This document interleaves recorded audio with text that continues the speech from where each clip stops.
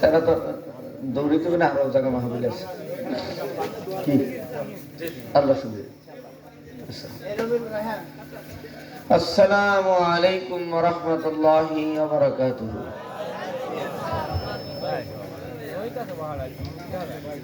আমার ভাইজানে বইলে গেছে ওই রাত 1টা পর্যন্ত মোবাইল করে ফজরে নামাজ পড়বেন না, এইটা হবে না। অল্পের ভিতরে ইনশাআল্লাহ মোনাজাত হবে, টেনশনে কিচ্ছু নাই। ইনশাআল্লাহ 12টাই মোনাজাত হবে, এর ভিতরে যতটুকু পারি ইনশাআল্লাহ আলোচনা করব। ইন্নাল হামদুলিল্লাহ হালকা ওয়াসসালাতু ওয়াসসালামু আলা মান লা নাবিয়্যা বা'দা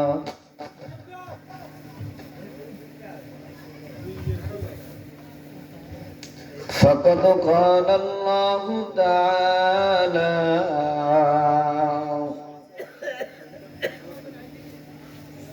في كلامه المجيد وفرقانه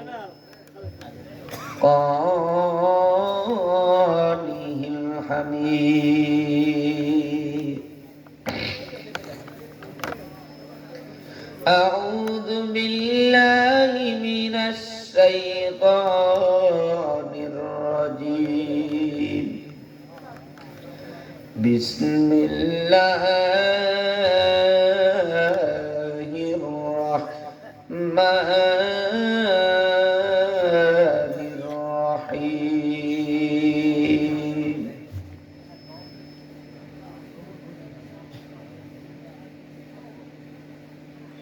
إنا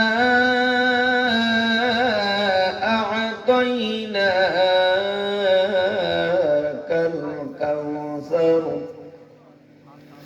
فصل لربك وانحر إن شانئك هو الأبتر. صدق الله المولانا العظيم. قال النبي صلى الله عليه وسلم الطهور شطر الإيمان، أو كما قال النبي عليه الصلاة والسلام. وقال تعالى يا أيها الذين آمنوا صلوا عليه وسلموا تسليما. সকলে মদিনার নবীর শানে দুরূদ শরীফ পড়েন। আল্লাহুম্মা সাল্লি আলা মুহাম্মাদিন ওয়া আলা আলি মুহাম্মাদ কামা সাল্লাইতা আলা ইব্রাহিম ওয়া আলা আলি ইব্রাহিম ইন্নাকা হামিদুম মাজিদ।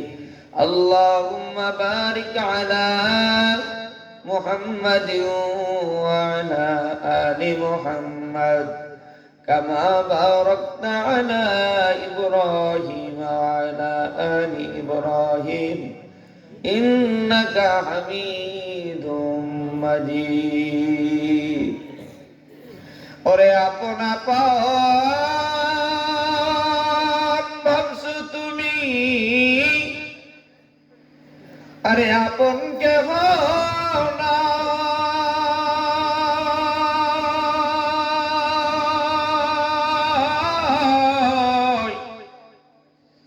তোমার আমার আপন যিনি মদিনার রোজায় ঘুমায় বালাগাল উলা বিকামালিহি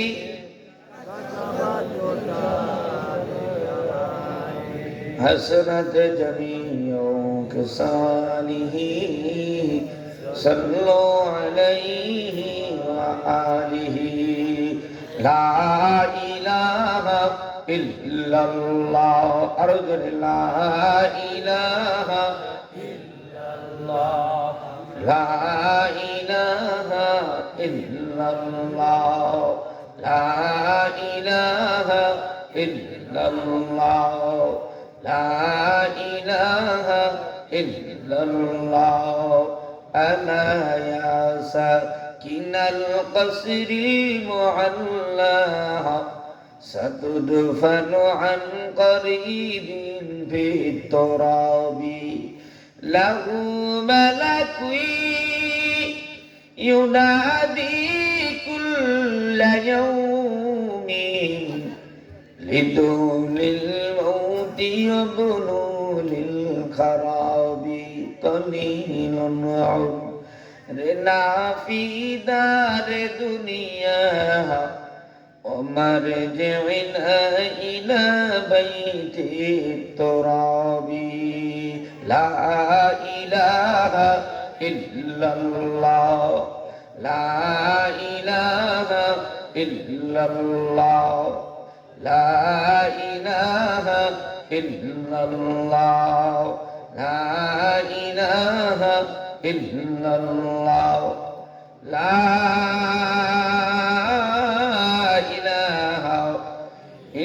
الله محمد رسول الله سبحانك لا علم لنا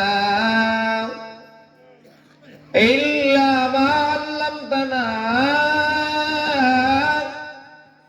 إنك أنت العليم الحكيم رب اشرح لي صدري ويسر لي أمري واحلل عقدة من لساني يفقهوا قولي الحمد لله ঐতিহ্যবাহী পাবনা ভাঙ্গুড়া কালিকাদহ জামে মসজিদের উন্নতি প্রকল্পে 2025 সালের 8ই ডিসেম্বর আজ রাত এই গভীর রজনী পর্যন্ত আল্লাহ রাব্বুল আলামিন 10 মায়ের 10 সন্তানকে আপন হয়ে জোরে মিলে কনকনে শীতের ভিতরে কোরআন ও হাদিসের মজলিস বেহেশতের বাগানে একই জায়গায় জোরে মিলে বসার মতো আসার মতো তৌফিক দিলেন। এজন্য জবান খুলে আওয়াজ তুলে কালিমাতুর শুকর আদায় করে চিৎকার মেরে বলি আলহামদুলিল্লাহ। আজকের মাহফিলের সম্মানিত প্রধান অতিথি, প্রধান মেহমান, সম্মানিত সভাপতি আলহাজ মোহাম্মদ আতাউর রহমান বাদশা সাহেব সহ বিশেষ অতিথিবৃন্দ, হযরতে উলামায়ে কেরাম, তুলাবায়ে নিজাম, আইম্মায়ে মাসাজিদ, পর্দানিহিতা মা ও বোন, আল্লাহ রাব্বুল আলামিন আমাদিগকে আপনাদিগকে সকল ঝামেলা থেকে মুক্ত করে কোরআনের মজলিসে বসার তৌফিক দিলেন। এজন্য আরো একবার বলি আলহামদুলিল্লাহ। কিতাবের ভিতরে লেখে বান্দা যখন মালিকের শুকর আদায় করে আল্লাহ তাআলা বান্দার জন্য নিয়ামত বাড়ায় দেন। সুবহানাল্লাহ বললে গুনাহ হবে, আর যারা বলছেন তাদের জন্য নেক হবে। শুধু তাই না, যারা সুবহানাল্লাহ বলেছেন আল্লাহ তাদের জন্য জান্নাতের ভিতরে সবুজ ছায়াদার সুবহানাল্লাহ নামক গাছ তৈরি করে দিবেন। আল্লাহ রাব্বুল আলামিন तमाम দুনিয়ার হিন্দু, বৌদ্ধ, খ্রিস্টান, ইহুদি, নাসারা, যুবক যুবতী, নর নারী 18,000 মাখলুকাতকে বানানোর পূর্বে আল্লাহ রাব্বুল আলামিন এই দুনিয়ার জমিনটাকে 6 দিনে বানাইলেন। একটু জোরে কোন কয়দিন? 6 দিন। শনিবার দিন আল্লাহ রাব্বুল আলামিন মাটি সৃষ্টি করলেন। মাটি, এই দুনিয়ার জমিন নামক মাটিকে মজবুত করার জন্য, স্থির রাখার জন্য। রবিবার দিন আমার মালিক পাহাড় সৃষ্টি করলেন, পাহাড়। সোমবার দিন গাছপালা তরুলতা দিয়া দুনিয়ার জমিনটাকে সাজাইলেন। মঙ্গলবার দিন আমার মালিক বিপদ আপদ সৃষ্টি করলেন, বিপদ আপদ। বুধবার দিন গরু, ছাগল, বকরি, ভেড়া, দুম্বা পোকামাকড় কীট পতঙ্গকে বুধবার দিন আল্লাহ সৃষ্টি করলেন, বৃহস্পতিবার দিন আমার মালিক দুনিয়ার জমিনটা অন্ধকার আচ্ছন্ন, এই দুনিয়ার জমিনটাকে আলো দেওয়ার জন্য আল্লাহ নূর বা আলো সৃষ্টি করলেন। এতদিন যারা জানি নাই শুনি নাই, এবার জীবনের সব শক্তি দিয়ে আমার মাওলার জমিন দিয়ে একবার সুবহানাল্লাহর আওয়াজ দাও। সুবহানাল্লাহ মানে আল্লাহ পবিত্র। যারা জবান খুলে সুবহানাল্লাহ বলতে চায় না, তারা বলতে চায় ফেরাউন তুমি পবিত্র, নমরুদ তুমি পবিত্র, সাদ্দাত তুমি পবিত্র, কারুন তুমি পবিত্র। আমরা ফেরাউন না, সাদ্দাত না, নমরুদ না, কারুন না, আমরা ঈমানদার, আমরা আদমের সন্তান, বিশ্ব নবীর উম্মত, সব নবীর উম্মতের আগে জান্নাতে যাব আমরা। ও আব্বাজানেরা, দরিয়া বাঞ্জা রূপ গোস্বে বাঞ্জা পীড়িত হয় না।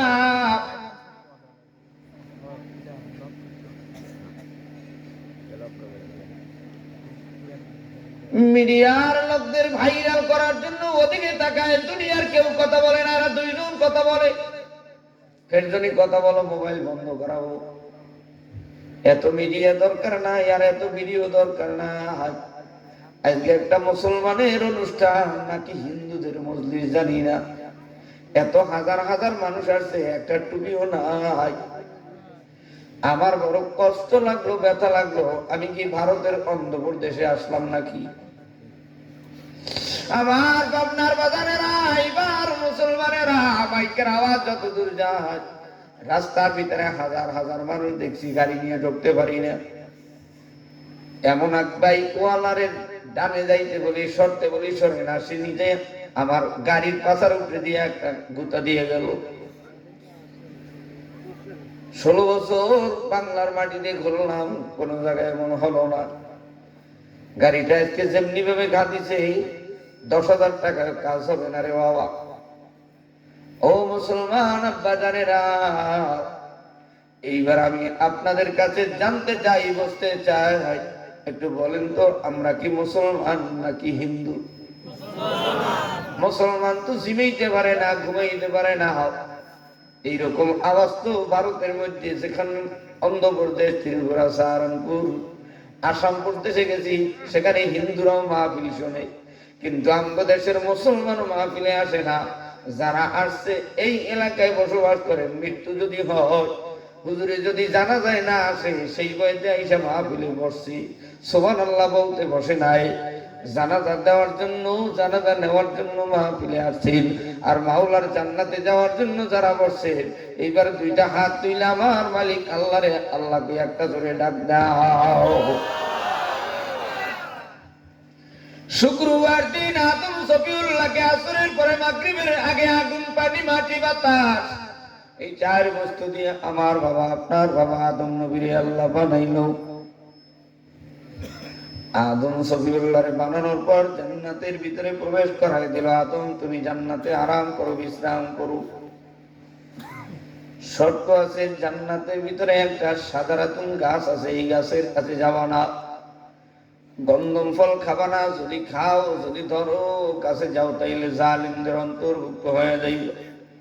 আল্লাহ পৃথিবীর বান্দা বান্দির, দুনিয়ার মানুষদেরকে জানাই দিল, মানুষে কালিমা পড়ছো, কোরআন পড়ছো, নামাজ পড়ো, রোজা রাখো, হজ করো, যাকাত দাও, আমি মাওলার দুনিয়ার সব সব নাজ নিয়ামত খাও, গরু জবাই দিয়ে খাও, কোনো বাধা নাই। সমুদ্রের মাছ ধরে খাও, ধান কাটে ধান লাগায় খাও, কোনো বাধা নাই। কিন্তু তোমরা সুদ খাবা না, ঘুষ খাবা না, জেনার কাজে যাবা না, হারামি কাজে যাবা না, পরের হক টাকাবা না, গরিবের কালের উপরে চড় দেবা না। আল্লাহর নবীর উম্মতেরা রে, আল্লাহর নিষিদ্ধ ফল, গন্ধম ফল আদম নবী খেয়ে বলার সঙ্গে সঙ্গে আল্লাহর জান্নাতের ভিতরে বাথরুমের ব্যাগ এসে গেল। জিবরাইল ডাক দেয়া কয়, ও আদম, জান্নাতের ভিতরে বাথরুমের জায়গা নাই, বেরিয়ে যাও, তুমি জালেমদের অন্তর্ভুক্ত হয়ে গেছো। শেষ পর্যন্ত আদম হওয়া দুজনকে বের করে দাও। আল্লাহর নবী আদম সফিউল্লাহর হাওয়া দুই দেশের দুই প্রান্তে, হাওয়া জেদ্দার মাটিতে আদম সফিউল্লাহ হলো, আদম সফিউল্লাহ জেদ্দার মাটিতে, হাওয়া হলো শ্রীলঙ্কার জমিন। দুইজন দুই দেশের ভিতরে কাঁদতেছে 350 বছর একজনে আর একজনকে হারাইয়ে। আল্লাহর নবী আদম সফিউল্লাহ বাইতুল্লাহর পূর্ব পাশে মিনা মুজদালিফা আরাফার ময়দানের বাম কন্যারে জাবালে রহমত পাহাড়ে উঠিয়া আল্লাহর কাছে রোনাজারি করে তওবা করে আর বলি, রব্বানা যালামনা আনফুসানা ওয়া ইল্লাম তাগফির লানা ওয়া তারহামনা লানাকুনান্না মিনাল খাসিরিন। আদম সফিউল্লাহ যদি এক ভুলের কারণে আল্লাহর কাছে তওবা করতে পারে, রোনাজারি করতে পারে, আপনার মুসলমান মা বোনেরা জমিরে বাতিনে গোপনে প্রকাশ্যে রাতে দিনে কে কোন জায়গায় কোন গুনাহ করছো জানি না, সব গুনাহ থেকে আজকে কারা কারা তওবা করবা, তারা দুটো হাত তুলে আমার মালিক আল্লাহকে আল্লাহ বলে ডাক দাও। সোজা করো, সোজা করো, সোজা করো। এইবার তওবার নিয়তে আমার মালিক আল্লাহকে আরেকটা ধরে আল্লাহ বলে ডাক দাও। হাতটা সোজা করে রাখো, বলেন আল্লাহ। আরো আসতে বলেন আল্লাহ।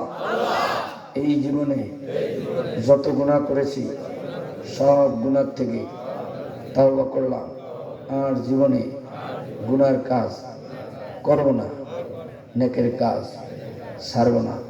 সকলে বলেন আমিন।